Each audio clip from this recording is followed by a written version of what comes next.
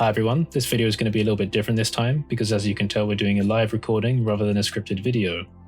What I'm going to do in this video is just tell you about how I made the Mech Generator for Blender 2.8 using Python. So we're going to take a look at how to use Python to access scene data. And I'm also going to talk about some of the design fundamentals behind it as well. And later on in the video we'll jump into the paid version of the Mech Generator just to see how everything works together. So when making the generators, the first thing that comes to my mind is where should we start and what order should things be generated in.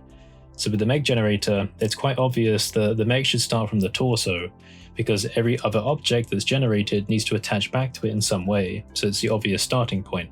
When making these types of generation tools, with Python we'll be using more instructional logic than mathematical logic, and if you watch my intro to coding video that went up a couple of days ago, then you'll understand more about what that means because I explain the concepts. Strictly speaking, if you can visualize how to make it mentally, piece by piece, then you can find a way to tell Python how to do that for you. So if we know we're starting with the torso, there are a few questions that we need to ask ourselves, which is how is Blender going to pick the random object? Where are the possible random objects going to be stored? And how is the end user going to add their own objects to the generator? All of these questions are answered by the collection system that was added in Blender 2.8. Because what it does is it lets us create as many collections as we like, which contain all the objects that we want. And given the fact that we can organize them in a parent-child hierarchy, it's easy to categorize them like a folder structure. So now we know that for the Mech Generator, we want to use the collection system to organize all the objects. The first thing that comes to mind now is, how do I access those collections with Python? And then how do I access the objects inside of those collections with Python to let us move them around, duplicate them, add them to other collections, place them in creative ways to make new and interesting objects? Well, as you can see on the screen now, I've got a Blender scene open. It's quite simple. On the left I have a text editor, on top I have the interactive Python console, and underneath I have a 3D view with one single object inside. Now this object is actually contained inside of the paid version of the Mech Generator, but I just added it in here because I thought it'd be more interesting to experiment with this using a piece that's actually available rather than just a default cube. Now to access collections using Python, we need to go through the Blender API by using bpy.data.collections. If I press enter, you can see that the interactive Python console tells us that we're basically looking at a list which is of the type Blender data collections. So to find the specific collection, we need to use this line, but then inside of the square brackets, enter the name of the collection exactly. So generator. So as you can see, the Python console now tells us that we found the generator collection. So to be able to do interesting things with this, it's more convenient to be able to assign it to a variable. So what I'm going to do is create a variable called gen, and I'm going to give it the assignment of the collection. So now gen is equivalent to the collection that has our object in it. So the next step from here is, how do we select a random object inside of the collection to do stuff with it? Well, to demonstrate this, what I'm first of all going to do is just make some more copies of this object. So as you can see, we've got about 7 here now, and I can double check this by using the len function and doing gen.objects as the argument. As you can see, it says that we have 7 objects. Now to get a random number in Python, we need to make use of the random module. So to do this, we need to import it first of all. So we're basically telling the interactive console that we want to use the random module that's available with Python. Now when an instance of Blender loads, it does not automatically import all of the Python modules. And that's because it would be very inefficient, and obviously most Blender users aren't going to be making use of those modules every time they open Blender. So we have to select an import module specifically for our needs. Now that we've imported random, we can get a random int by typing something like this, random.randint, and then provide a minimum and a maximum number. So in this case, I'm going with 0 and 10. And as you can see, it's given us 2, so it selected a random number. And if I press the up arrows and enter repeatedly, you can see that it gives us more random numbers. So now we know how to get random numbers, and we know how to access objects inside of the collections. Now, as I briefly mentioned, the way to get to the objects in the collections is by typing gen.objects, gen obviously being our variable for the generator collection. So what we want to do is provide gen.objects an index which is a random value to choose one of the objects for us. To do this, we need to give the random.randint function a minimum of 0 and a maximum of the length of the number of objects in the collection. But there is a caveat to this, and it's that we need to take the length of generator.objects and -1 from it. And the reason we need to do this is because when it comes to indexes in lists, dictionaries, arrays, etc., all elements start at 0, But when the len function is counting up the number of objects in the collection, it's starting from 1. So what we need to do is get the length of the objects in the collection and then -1 to offset it. And what that will do is it will bring the index values and the count values in line. So if I wanted to get an appropriate random number between 0 and the maximum number of objects in the collection, I would type something like this. Number equals random.randint 0 len gender objects -1, enter. And the number it's given us is 3. So now we have the index position of the object inside of the objects list. What I'm going to do now is take the object that it's chosen for us and store it into a variable for easy use.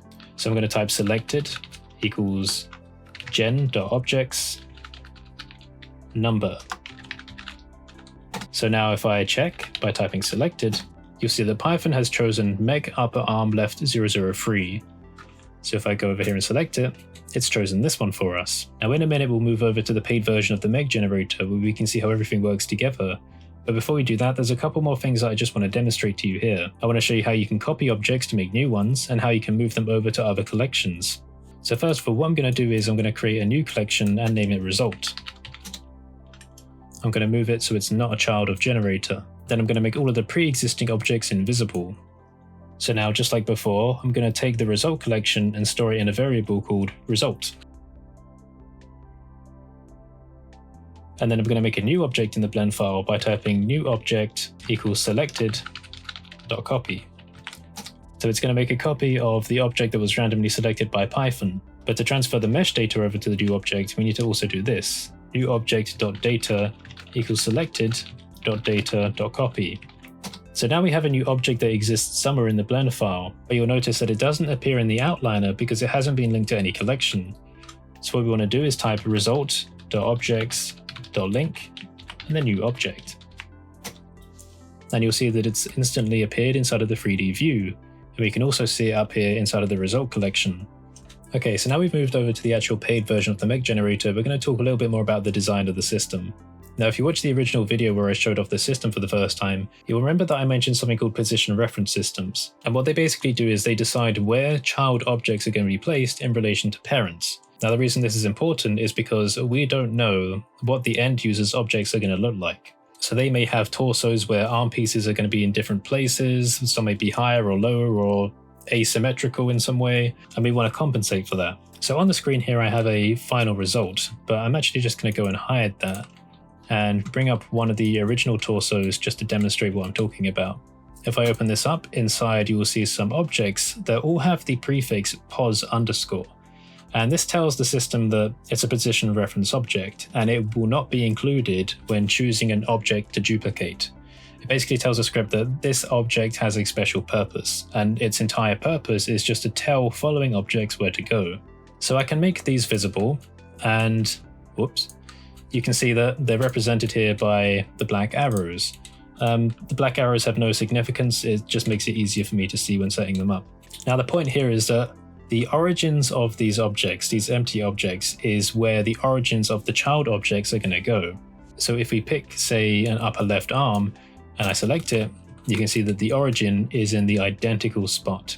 Now if I hide this and then make the other torso visible, you can just about see that the position where the arm connects is in a different location. So if I go in and try and find the upper arm left empty object, here we go, you can see that it's in a different spot. So all the end user has to do is when they create a new piece, like a new torso object, they need to place their own empty object down and give it the pos prefix and the appropriate name following it, pods underscore upper arm left.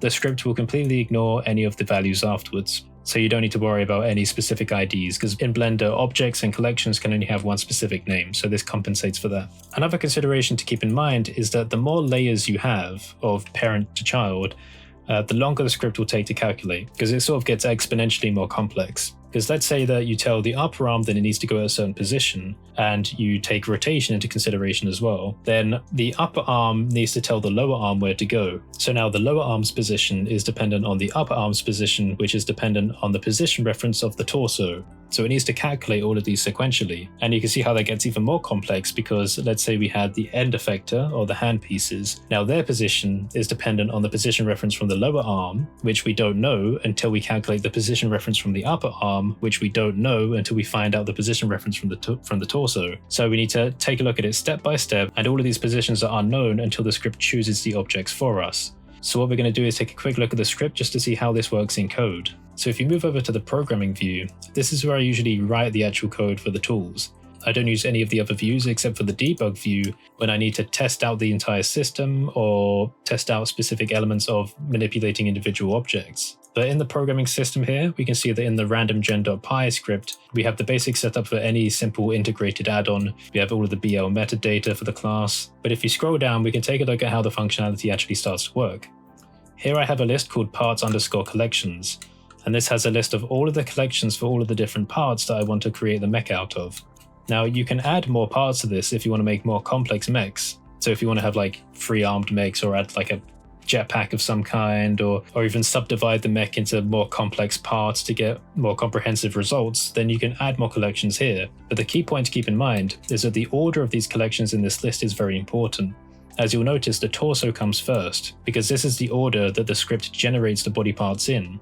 And the reason why this is really important is because, as we said, we don't know where to place the upper arm until the torso has been created, because the torso is also related to the position reference objects that come with it. So there won't be a position reference object to move the upper arm until the torso has been made. Now on line 53 here, you can basically see that we're saying for every collection in this list, we want to choose a random object and create it. Then we want to look for any position reference objects associated with that object and store them.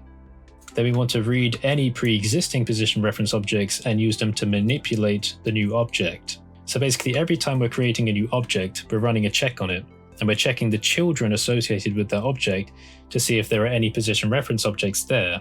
If there are, then we take those objects and we store them in a dictionary. And every time we create a new object, we check that list to see if there's a position reference object for this specific object. And if there is, then we use its data to manipulate the position and rotation of this new object. Now another key point to keep in mind here is that the order that the data is stored in the position reference list is very important, because we don't want to store it until any manipulations in terms of position or rotation have already been made. For example, if I find an upper and lower arm piece, I can manipulate these, but the problem is, if we place down the lower arm object where the position reference object for this upper arm piece originally was, then it will be in the wrong place. So we want to wait until this upper arm piece has been rotated or manipulated in some other way, where its position reference will now have changed. So if I go in, we can take a look, and we can see that the position reference is here. So we want to wait until all of these manipulations are done before placing the lower arm object where it needs to be, and it will copy the rotation if needed. Now just to add some more flexibility to the system, you'll notice that I added this text-based configuration system here. And the reason for that is because JSON or JSON is a text formatting standard that's very easy to implement with Python. You'll see that after line 27 we have loaded this text file in, and we can now access all of the data inside of this file through config.